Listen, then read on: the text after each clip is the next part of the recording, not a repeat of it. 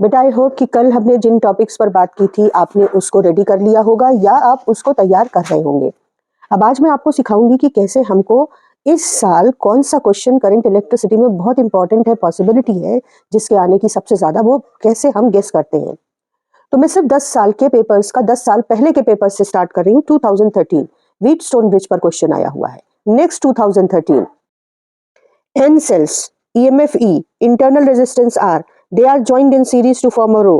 M such rows are connected in parallel to form battery of M into N cell.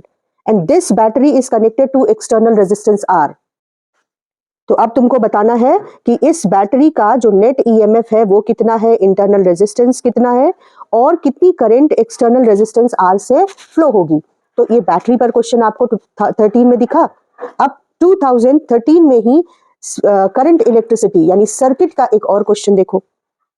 How much resistance should be connected to 15 ohm resistance so that point M and N are at same potential. Wheatstone bridge के 2 सवाल तुमने देखे और battery का 1 सवाल तुमने देखा।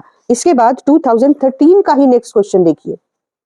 आपको ये सर्किट दिया है और आपको I1, I2, I3 कैलकुलेट करना है, किरचॉफ लॉ पर बेस्ड क्वेश्चन। ठीक, 2013 में तुमने देखे कितने सारे करंट इलेक्ट्रिसिटी के क्वेश्चन आए। 2014 नेक्स्ट ईयर की बात देखो। नेक्स्ट ईयर 2014 में आपको फिर से एक सेल का क्वेश्चन मिल रहा है। 2014 में जो कि 1 में भी आया था, आपको पोटेंशियोमीटर का लेबल्ड सर्किट डायग्राम जिसमें 2 सेल के ईएमएफ को कंपेयर करते हैं, वो सर्किट डायग्राम लर्न करके ड्रॉ करना है और वर्किंग फॉर्मूला लिखना है। तो 2014 में आपने देखा कि करंट इलेक्ट्रिसिटी के सर्किट से रिलेटेड जो क्वेश्चंस हैं वो फिर से आए। 15 में देखो, 15 में तुमसे एक क्वेश्चन पूछा गया है कि एक resistance R which is connected to a cell of EMF E and internal resistance R. Potential difference across resistance R is V.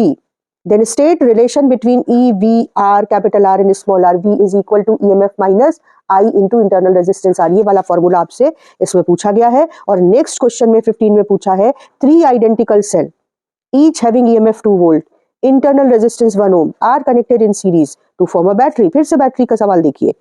And battery is then connected to parallel combination of 2 identical resistances of 6 ohm. आपको circuit diagram बनाना है और उसके बाद find the current delivered by the battery. Circuit के questions 13 में भी मिले, 14 में भी मिले, 15 में भी मिले। 15 का ही ये question, 10 metre long uniform metallic wire जिसका रेजिस्टेंस 20 ओम है is used as potentiometer wire. मतलब इसमें आपको सर्किट के कुछ बेसिक सवाल मिले और इसके बाद आपको पोटेंशियोमीटर का बड़ा सवाल मिल रहा है। This wire is connected in series with another resistance of 480 ohm and battery of EMF 5 volt having negligible internal resistance. If unknown EMF E is balanced across 6 meter of the potentiometer wire, then calculate potential gradient and unknown EMF की value.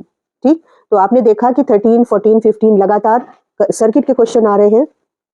16 पे आ जाओ। 2016 में एक ये circuit का question दिख रहा है आपको और फिर से वही फेवरेट बोर्ड का question I1, I2, I3 Kirchhoff's law use करके कैलकुलेट करो। इसके बाद 17 पर यानी नेक्स्ट ईयर पे आ जाओ। 17 में देखो 2 conservation laws on which Kirchhoff law is based. छोटे मतलब 1 मार्क का क्वेश्चन या 2 मार्क का क्वेश्चन, एंड ये कितनी बार रिपीट हुआ है। इसके बाद मीटर ब्रिज यानी व्हीटस्टोन ब्रिज पर 2017 में ये नेक्स्ट क्वेश्चन आ गया और ये रहा हमारा मीटर ब्रिज मतलब व्हीटस्टोन ब्रिज का क्वेश्चन। व्हीटस्टोन ब्रिज का क्वेश्चन आया है, कंजर्वेशन लॉस पूछे हैं और इसके बाद 2017 में ही ये सर्किट का बेसिक कॉन्सेप्ट्स पर बेस्ड क्वेश्चन पूछा गया है। आप देख रहे हो लगातार करंट इलेक्ट्रिसिटी में सर्किट पर बेस्ड क्वेश्चंस कैसे रिपीट हो रहे हैं। 2018 पोटेंशियोमीटर का question, 2018 I1, I2, I3 calculate करने वाला क्वेश्चन। 2019 पोटेंशियोमीटर का क्वेश्चन, फिर से 2019 में बैटरी से रिलेटेड क्वेश्चन और 2019 और 16 में व्हीटस्टोन ब्रिज इसका डेरिवेशन, बैलेंसिंग कंडीशन को डेराइव करना वेरी वेरी वेरी इंपॉर्टेंट। और लेबल्ड डायग्राम पोटेंशियोमीटर का इंटरनल रेजिस्टेंस कैलकुलेट करने के लिए, यानी फिर से आपको सर्किट ड्रॉ करना है और वर्किंग फॉर्मूला लिखना है। 2020 देखिए लगातार I1, I2, I3 circuit diagram दिया है। I1, I2, I3 Kirchhoff law use करके कैलकुलेट करना है और 2020 का ही पोटेंशियोमीटर का ये एक लॉन्ग क्वेश्चन है जिसमें आपको करंट और पोटेंशियल ग्रेडियंट कैलकुलेट करना है लेकिन इसके बाद आप 2021 के डिफरेंट, और ये 2/12/17 में रिपीट होकर 21 के कंपार्टमेंट एग्जाम में, जिसमें आपको बैलेंसिंग कंडीशन व्हीटस्टोन ब्रिज की डिराइव करनी है। 23 में ये क्वेश्चन आया है, देखो, internal resistance of the cell, ये कैलकुलेट करना है पोटेंशियोमीटर की हेल्प से। और ये हमको कब मिला था? अभी पिछली बार में ये हमको मिला था 2019 में, जो कि फिर से 23 में रिपीट हुआ। इसके अलावा 21 में मीटर ब्रिज यानी व्हीटस्टोन ब्रिज पर सवाल। 2021 में फिर से बैटरी वाला क्वेश्चन। 22 में ऑब्जेक्टिव क्वेश्चंस थे, लेकिन आप लगातार देखो, करंट और रेजिस्टेंस के बीच रिलेशन, बैटरी पे सवाल, फिर से आइडेंटिकल सेल की बैटरीज पे सवाल, किरचॉफ लॉ पे सवाल, व्हीटस्टोन ब्रिज पे सवाल, पोटेंशियोमीटर पे सवाल। आई थिंक आप समझ रहे हैं कि किस तरह के सवाल करंट इलेक्ट्रिसिटी से पूछे जाते हैं एंड हर साल पूछे जाते हैं। इन सारे सवालों को मैं कंपाइल करूंगी, लेकिन 23 में आप देखो, आपको फिर से आइडेंटिकल सेल की बैटरी का क्वेश्चन है, सर्किट डायग्राम पर सवाल है। ये सवाल हम सबसे पहले लर्न करेंगे कि कैसे करना है। किरचॉफ लॉ पर बेस्ड इस क्वेश्चन में फिर से आपको I1, I2, I3 कैलकुलेट करना है 23 में।